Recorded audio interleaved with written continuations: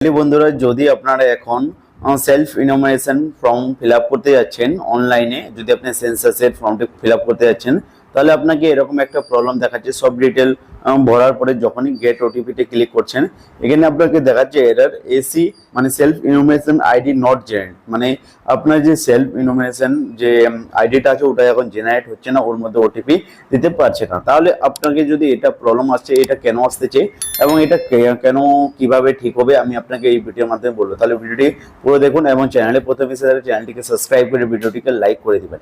বন্ধুরা, আগে আমি আপনাকে বলি যে আপনারা জানেন যে ওয়েস্ট বেঙ্গলে যে সেলফ ইনোমিনেশনের অনলাইন আবেদনের যে ডেট ছিল ওটা ছিল 15 আগস্ট অবধি, কিন্তু 15 আগস্ট পার হয়ে গেছে। আজকে যে ডেট আছে, আজকে যে এই প্রবলেমটা দেখাচ্ছে সেলফ ইনোমিনেশন আইডি মানে এসি আইডি নট জেনারেট, এই যে প্রবলেমটা দেখাচ্ছে এটা হলো 16 আগস্টে।